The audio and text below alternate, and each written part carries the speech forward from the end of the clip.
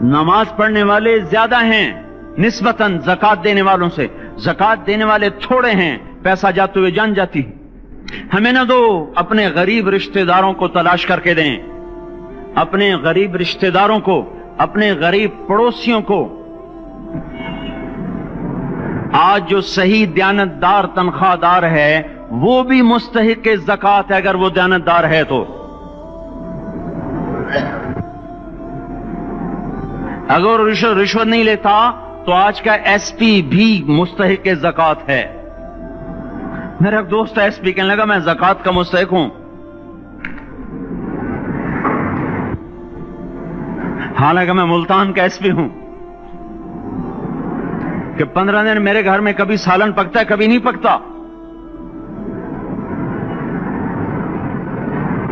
اپنے اوپر صرف خرچ کرنا۔ بچے کو کھلونے کی خواہش تھی، 1000 روپے کے کھلونے لے کے دے دیے۔ کیا ظلم ہے یہ؟ 1000 روپے کے کھلونے بچے کو لے کے دے دیے۔ کیا اللہ نہیں پوچھے گا کہ اس 1000 سے کسی غریب کے گھر کا دیا جل سکتا تھا اور کسی کے غریب کا ایک ہفتہ گزر سکتا تھا، تیرے کسی مسکین رشتہ دار کے گھر میں بھی کچھ سالن پک سکتا تھا۔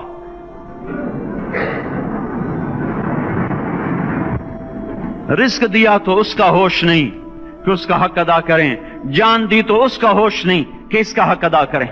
سجدہ جان کا حق ہے اور زکات اور صدقات یہ مال کا حق ہے۔ میں کب اپنے لیے مانگ رہا ہوں؟ میں کہہ رہا ہوں اللہ اپنے غریب رشتہ داروں کو دیں، ان کو تلاش کریں اللہ کے واسطے۔ اپنی بیویوں سے پوچھو سونے کی زکات دی ہے؟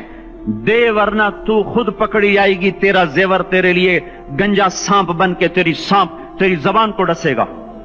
ان کا میں نے تو بچیوں کے لیے سنبھال کے رکھا ہے، اس کی زکات دو پھر ٹھیک ہے، ورنہ اسم کو توڑ کے اس کی زکات دو، نہیں تو یہ مال پکڑوا دے گا قیامت کے دن۔ نماز نہیں چھڑا سکتی اگر زکات نہیں دی، اور زکات نہیں چھڑا سکتی اگر نماز نہیں پڑھی۔ مسجد بنا دی 50 لاکھ میں، اگر خود نمازی نہیں تو یہ مسجد بنانا اسے جہنم سے نہیں بچا سکتا۔ میرے بھائیوں، اپنی جان کا بھی صحیح استعمال کریں اور اپنے مال کا بھی صحیح استعمال کریں۔ ہم ایسے اندھے نہیں ہیں کہ جو بچے نے چاہا لا کے دے دیا، جو بیگم نے مانگا اٹھا کے دے دیا۔ نہیں نہیں، ہم پہلے دیکھیں گے۔ اپنے اوپر حضرت عثمان رضی اللہ عنہ کے پاس ایک سائل ہے، حضور سے مانگنے آیا، آپ نے کہا عثمان کے پاس چلے جاؤ۔ عثمان سے مانگنے گئے تو آگے بیوی پہ لڑ رہے۔ کس بات پہ؟ یوں کہہ رہے وہ باہر چھوٹے چھوٹے گھر ہوتے تھے تو باہر آواز آ رہی، بیوی کو کہہ رہے اللہ کی بندی رات تو نے چراغ میں بتی موٹی ڈال دی، وہ بتی ڈالتے تھے نا اس کی روئی کی، تو تیل زیادہ جل گیا۔ تو یہ کہنے لگے یہ کس کنجوس کے پاس بھیج دیا؟ جو بیوی پہ لڑ رہا ہو کہ تو نے بتی موٹی ڈالی ہے تو یہ مجھے کیا دے، تو یہ دمڑی بھی نہیں دے گا۔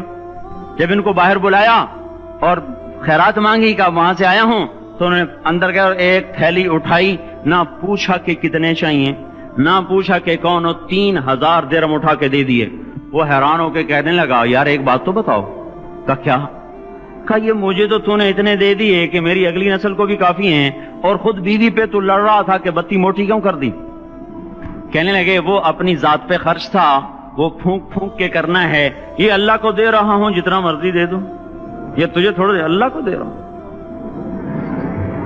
تو اپنی جان کو بھی لگائیں اللہ پر اور اپنے مال کو بھی لگائیں اللہ پر۔ اور میرے بھائیوں اپنی کمائیوں کو حلال پہ لائیں، اپنی اولاد کو اور بیویوں کو سمجھا دیں کہ ہم تمہاری خاطر دوزخ میں نہیں جا سکتے۔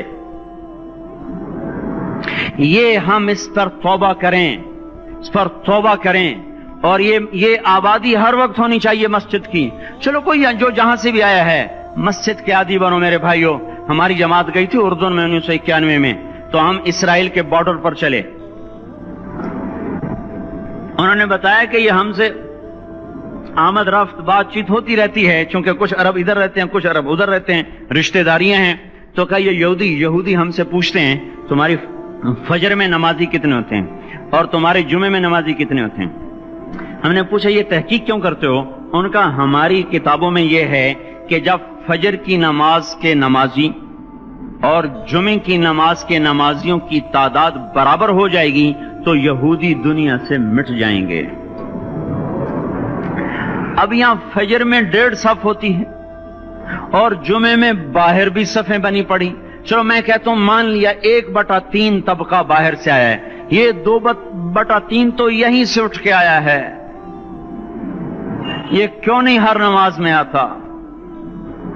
میرے بھائیوں اپنے حال پہ رحم کریں, اللہ کے واسطے میری پکار کو سنیں. میں آپ کو کوئی فلسفہ نہیں سمجھا رہا, میرا روزانہ ہر جمعہ جب آتا ہوں میں یہی مضمون بیان کرتا ہوں. میں روزانہ آپ کو نیا بیان سنا سکتا ہوں. 360 دن ہیں, میں اللہ کے فضل سے آپ کو روزانہ نیا 360 دن میں آپ کو 360 نئے بیان سنا سکتا ہوں. لیکن میں یہاں بیان کرنے نہیں بیٹھتا, اپنا دکھڑا میں روتا ہوں کہ پوری گلستان کالونی جہنم کی طرف جائے اور میں ان کا پڑوسی ہوں اور میں انہیں جہنم میں جاتا دیکھوں اور میری ہائے نہ نکلے تو میں ڈوب کے مر جاؤں.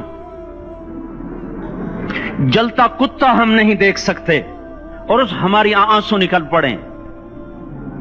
چوہے کو ہم جلتا نہیں دیکھ سکتے اور میں اتنی شکلوں کو جہنم میں جاتا دیکھوں.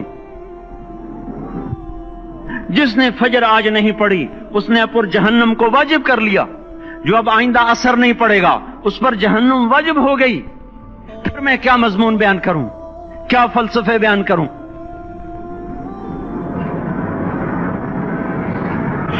اس لیے میرے بھائیوں اپنی ذات پہ رحم کریں, اپنے بچوں پہ رحم کریں, اپنے گھر والوں پہ رحم کریں.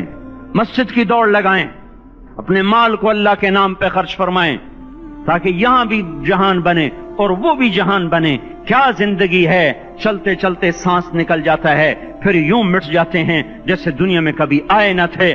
پوتے پوچھتے ہیں ابا دادا کی قبر کہاں ہے؟ ابا کہتے ہیں بیٹا یہیں کہیں مل گئی, پتہ نہیں کہاں ہے. آج تو اگلی نسل دادے کی قبر نہیں دیکھ سکتی. ہم اس دنیا کی خاطر اللہ کے باغی ہو جائیں.